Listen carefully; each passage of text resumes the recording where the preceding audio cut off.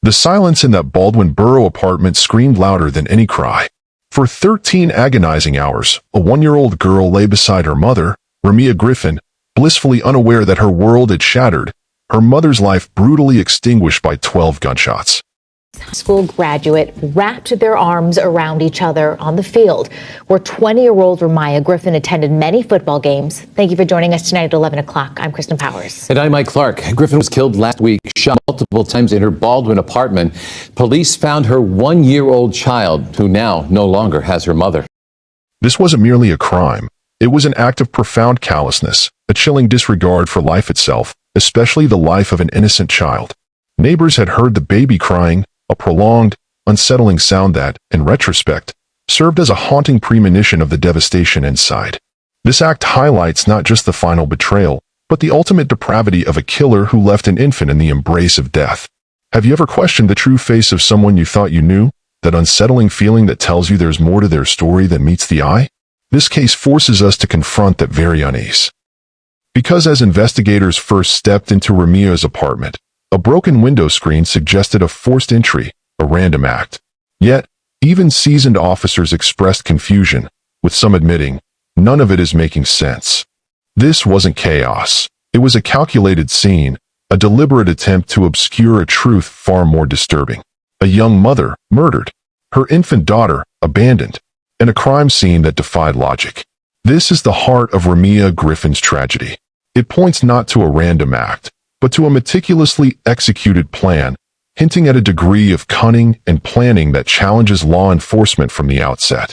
The real question isn't just what happened, but who was the architect of this destruction, and how did they manage to hide in plain sight among those they betrayed? We're about to explore a story of shocking deception, a journey that peels back layers of what appeared to be normalcy to reveal a cold-blooded reality. We'll reveal the killer's identity piece by piece, and expose the calculated maneuvers designed to divert attention from the ultimate betrayal that left a community reeling and a family heartbroken. Before we follow this path to uncover the truth, if you're drawn to real crime stories that expose hidden complexities, please like this video and subscribe to our channel. Your support helps us bring these crucial narratives to light. Welcome to Viral True Crime Stories, where we bring you the most compelling and heartbreaking true crime cases. Every story we share is based on real events that deserve to be heard. Kindly support us by subscribing to our channel and hitting the notification bell icon so you never miss an important story. This story will be taking us to Pittsburgh, Pennsylvania. Before the tragedy, there was RaMiah Griffin, known affectionately as Remy to everyone who loved her.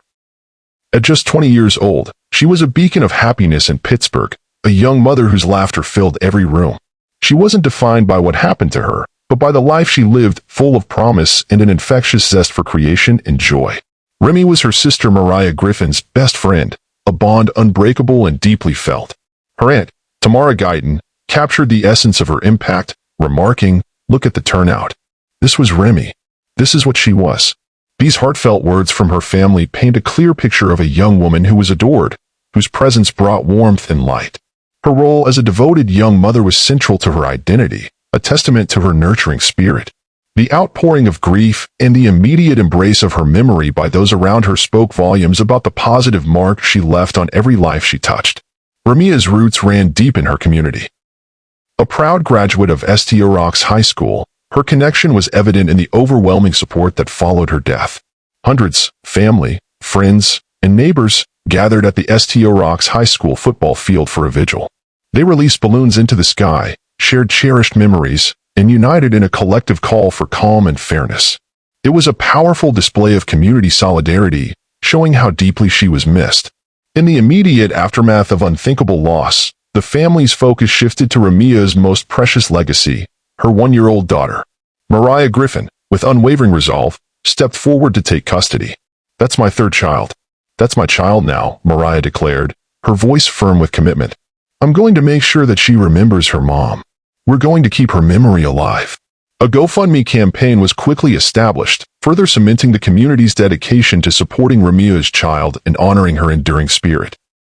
RaMiah's life was a testament to joy, connection, and profound love. Yet, as she built her dreams and nurtured her family, an unseen force was already closing in.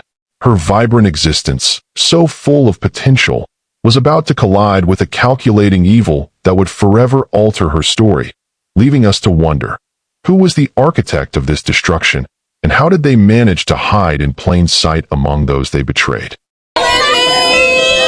As the wind howled and temperatures dropped, hundreds of people huddled together to pay their respects to a young woman who meant so much to them. RaMiah was amazing. She was creative. She was beautiful. She was talented. She was nurturing. What did people lose when they lost RaMiah? A friend, a daughter, a granddaughter, a niece. I'm just overwhelmed. I just can't wrap my head around it right now. Brenda Durrell's affectionate nickname for her granddaughter dates back 20 years. She was just sweet, loving, just my little chubby cheek. What you saw from her was her big bright smile. She was always smiling, she had so many friends. Adelan Atangwa, 22, was the father of RaMiah's 1-year-old daughter. For approximately 4 years, he had been a fixture in RaMiah's life, though their romantic relationship had ended after their daughter's birth. On the surface, they had transitioned to a co-parenting arrangement that seemed amicable enough. RaMiah Griffin, RaMiah's sister, shared how integrated Adelan appeared to be within their family. We treated him like family. He was at the family dinners, and any time there was a birthday, he was there. It presented a picture of a man who was accepted, a familiar face at every gathering.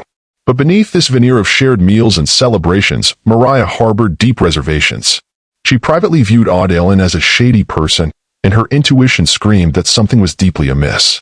She hinted at undisclosed issues within their private relationship, stating, "What happens behind closed doors really don't get spoken of much." But there were some things that I've heard, and it kind of raised an eyebrow. This stark contrast between public acceptance and private suspicion painted a picture of unrevealed conflict, suggesting a pattern of concerning conduct that, while not openly discussed, pointed to deeper issues. In one of the most disturbing acts imaginable, Adelan Atangwa attended RaMiah's funeral. RaMiah recalled his demeanor. He kept to himself, he sat down, and didn't say anything. His very presence, given what was soon to be uncovered, was interpreted by RaMiah as a deliberate, cruel act. She articulated a horrifying belief, a feeling of deep violation. He wanted us to find her like that. He wanted us to find my niece soiled in her diaper and my sister lifeless on her bed. This behavior, paired with RaMiah's earlier observations, indicated a manipulative and seemingly remorseless individual. How could someone capable of such a horrific act blend so seamlessly into the fabric of a grieving family? What kind of mind performs such a perverse display of control? This behavior points to classic signals in crime narratives, where perpetrators often insert themselves into the aftermath, not out of grief, but perhaps to maintain a facade of innocence or to exert a final, perverse form of control over the narrative.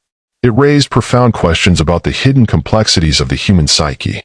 This chilling act at RaMiah's funeral was more than just an appearance. It was a disturbing insight, a true glimpse into the calculated nature of a man who moved silently among those he had deeply wronged.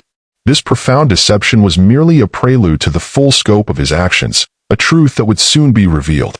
On Friday, February 9, 2024, at approximately 4:30 p.m., emergency responders arrived at the 5400 block of Youngridge Drive in Baldwin Borough.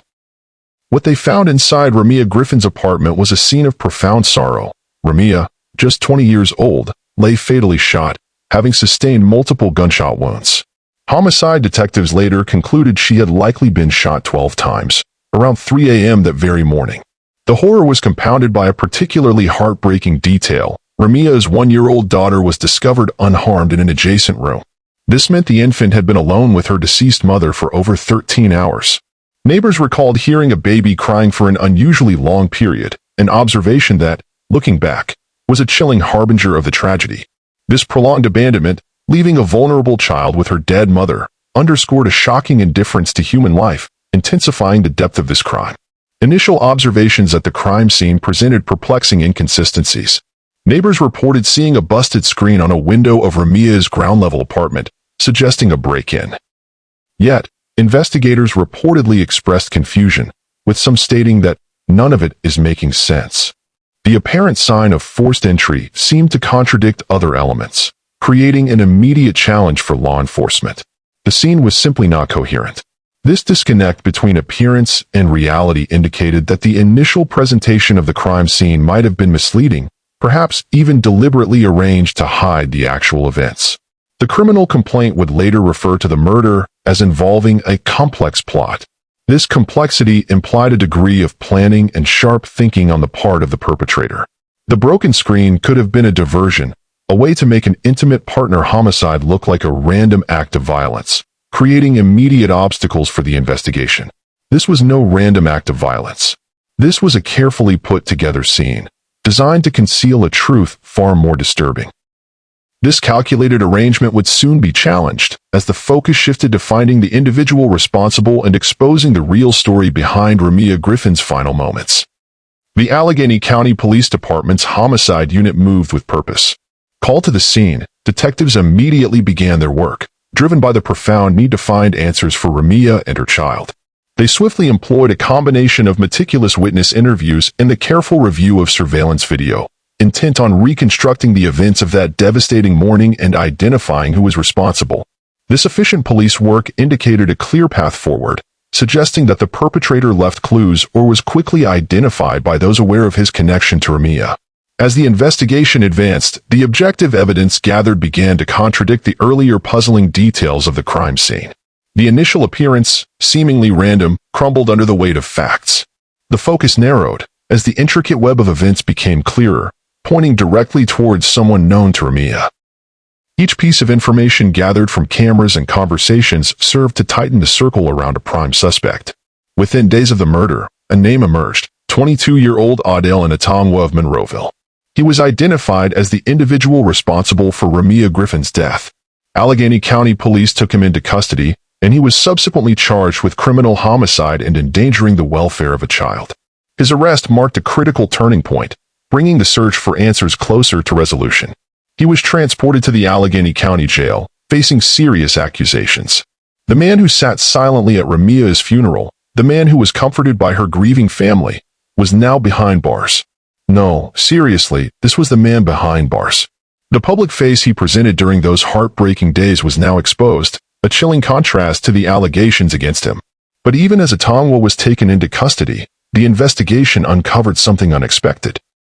As authorities continued their work, a revelation from Adel Anatongwa's past surfaced, something that would paint a far more unsettling portrait of his character, leading us to ask once more, who was the architect of this destruction, and how did they manage to hide in plain sight among those they betrayed? As Allegheny County Police executed a search warrant at Adel Anatongwa's Monroeville apartment on February 20, 2024, in connection with RaMiah's murder, they uncovered something entirely unexpected. Amidst their search for evidence related to the homicide, they found proof of an entirely separate criminal operation, one that painted an even darker picture of the man now accused of murder.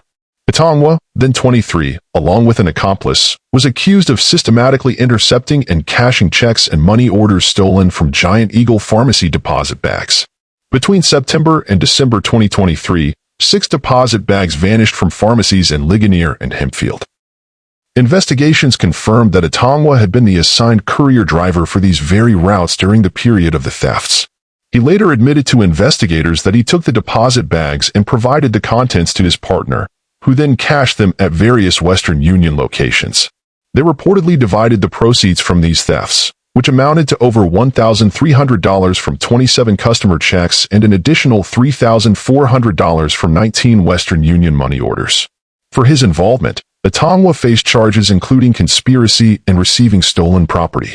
This prior criminal activity revealed a consistent behavior of Adel Anatongwa, an individual with a history of deception and a willingness to exploit others for personal gain.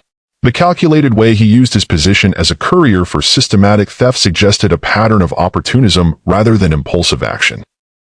While no direct financial motive for RaMiah's murder has been stated, this background provides crucial insight into his character, showing a broader disregard for rules and the welfare of others.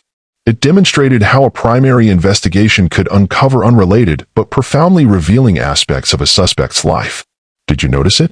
The subtle signals of a manipulative mind, present long before RaMiah's tragic end? Rewind if you need to. The hints of his true nature were there. This was no isolated incident.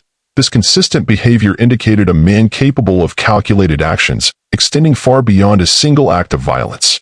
The pressing question remains, who was the architect of this destruction, and what truly drove him to commit such an unspeakable act against the mother of his child? As of now, Adela Natangwa has been arrested and charged with criminal homicide and endangering the welfare of a child.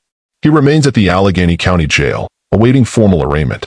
The legal process is still in motion, and the ultimate outcome, including trial verdict and sentencing, is yet to be determined.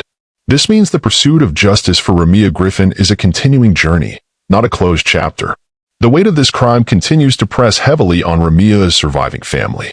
Her sister, RaMiah Griffin, bravely and immediately took on the profound responsibility of caring for her niece. This commitment was underscored by the fact that RaMiah was on her way to a custody hearing for the child when she received the news of Atangwa's arrest.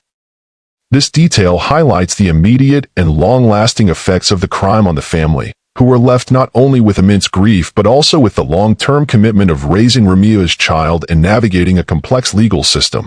The community, especially those connected to St. Rock's High School, continues to rally around RaMiah's memory and her daughter. A GoFundMe campaign remains active, helping the family with expenses and demonstrating a persistent show of support. The family's public statements consistently express a desire for fairness and a steadfast commitment to ensuring RaMiah's memory lives on. These powerful calls for accountability demonstrate the deep impact on the community and the enduring legacy of the crime on the victim's loved ones.